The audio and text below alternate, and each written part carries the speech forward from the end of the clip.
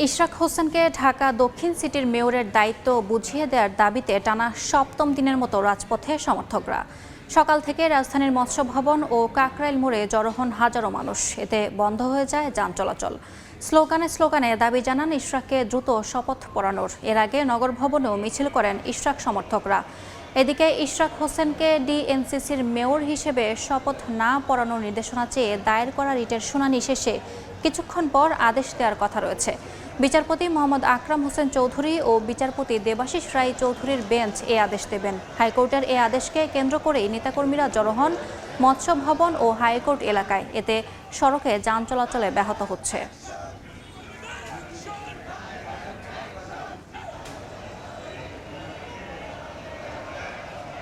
এই মুহূর্তে রাজধানীর মৎস্য ভবন এলাকায় আছেন রিপোর্টার তানভীর হাসান মেঘ এবং হাইকোর্টে আছেন সহকর্মী আফজাল হোসেন। সরাসরি প্রথমে যাচ্ছি মেঘের কাছে।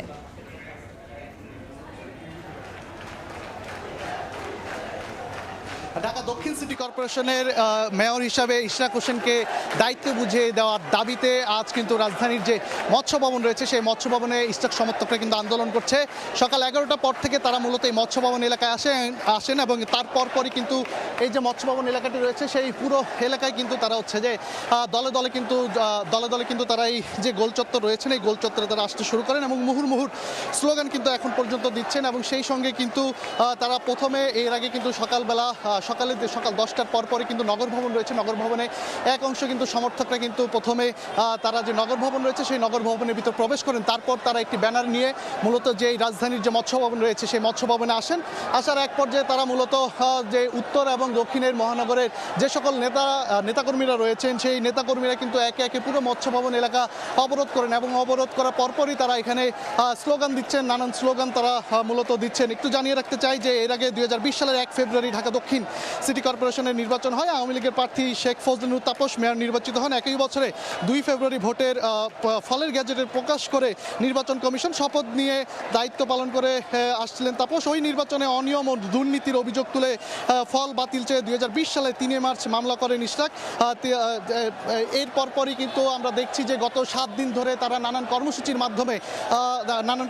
মাধ্যমে প্রথম 6 দিন তারা নগর ভবনের সামনের দিকে অবস্থান করেন এবং নানা কর্মসূচি তারা সেখানে পালন করেন এবং আজ সপ্তম দিন চলছে। সপ্তম দিন তারা নগর ভবন থেকে তারা আজ রাজধানীর যে মৎস্য ভবন রয়েছে সেই মৎস্য ভবন পুরো এলাকায় তারা বসে পড়েছেন এবং দিচ্ছেন নানান স্লোগান। সেই সঙ্গে আমরা দেখছি যে মূলত যে এই মৎস্য ভবনে তারা অবরোধ করার ফলে কিন্তু এখানকার যে আশপাশের যে এলাকাগুলো রয়েছে সেই আশেপাশের এলাকার কিন্তু যান চলাচল পুরোপুরি বন্ধ রয়েছে, যার ফলে কিন্তু অনেকে ভোগান্তিতেও পড়েছে। তো সবকিছু তাদের এখান থেকে যে স্পষ্ট বার্তা যতক্ষণ পর্যন্ত দায়িত্ব বুঝিয়ে দেওয়া হবে না ততক্ষণ পর্যন্ত তারা এই রাজপথ ছাড়বে না। আমরা আমাদের আরেক সহকর্মী আছে হাইকোর্টে আফজাল হোসেন, আমরা তার কাছে একটু যেতে চাই বিস্তারিত খবর জানার জন্য। 12:30টায় ইশরাককে শপথ না পড়ানোর নির্দেশনা চেয়ে যে রিটটি হয়েছে সেই রিটের আদেশ দিবেন গতকালকে, এমনটি কিন্তু হাইকোর্টের যে দ্বৈত বিচারপতির বেঞ্চে যে শুনানি হয়েছিল তারা জানিয়েছেন। আজকে কিছুক্ষণ শুনানি হতেও পারে, যদি দুপক্ষের অ্যাডিশনাল বা অতিরিক্ত কোনো বক্তব্য থাকে সেটি তারা দেবেন। আর ইশরাকের পক্ষের আইনজীবীরা যেটি বারবারই বলছেন যে আদালত রায় দিয়েছেন 27 মার্চ এবং রায়ের পরে ইসির তরফ থেকে কোনো আপিল করা হয়নি, তারা গেজেট প্রকাশ করেছেন। এখন গেজেট প্রকাশের 30 দিনের মধ্যে প্রার্থীকে শপথ পড়ানোর বিধান রয়েছে। সেই অনুযায়ী আগামী সোমবার শপথ পড়ানোর মেয়াদ শেষ হয়ে যাবে। এর মধ্যে যদি শপথ না হয় তাহলে গুরুতর আদালত অবমাননা অর্থাৎ আদালতের রায়ের লঙ্ঘন হিসেবে বিষয়টিকে ধরে নেওয়া হবে। সেই বিষয়টি ইশরাকের আইনজীবীরা বারবার যেটি বলার চেষ্টা করছেন। আর ইশরাকের আইনজীবীদের আরেকটি পয়েন্ট তারা তুলে ধরার চেষ্টা করেছেন যে এই মামলায় বিবাদী পক্ষ ছিলেন নির্বাচন কমিশন অথবা যে মেয়রকে অবৈধ ঘোষণা করা হয়েছে তারা এই মামলায় বিবাদী বা সংশ্লিষ্ট পক্ষ। তারা কোনো আপিল না করে অর্থাৎ নির্বাচনের ট্রাইব্যুনালের রায়ের বিরুদ্ধে তারা কোনো আপিল করেননি।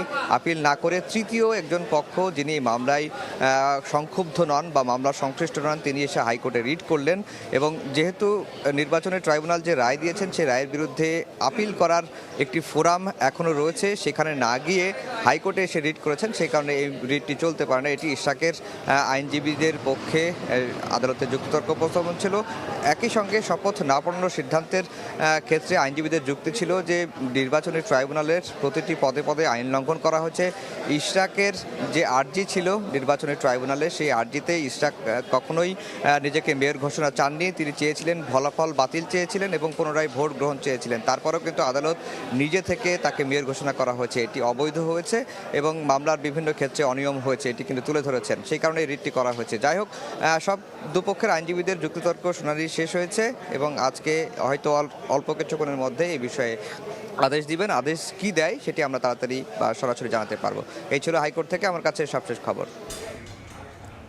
সরাসরি যুক্ত ছিলাম হাইকোর্ট থেকে এবং তার আগে যুক্ত ছিলাম মৎস্য ভবন থেকে।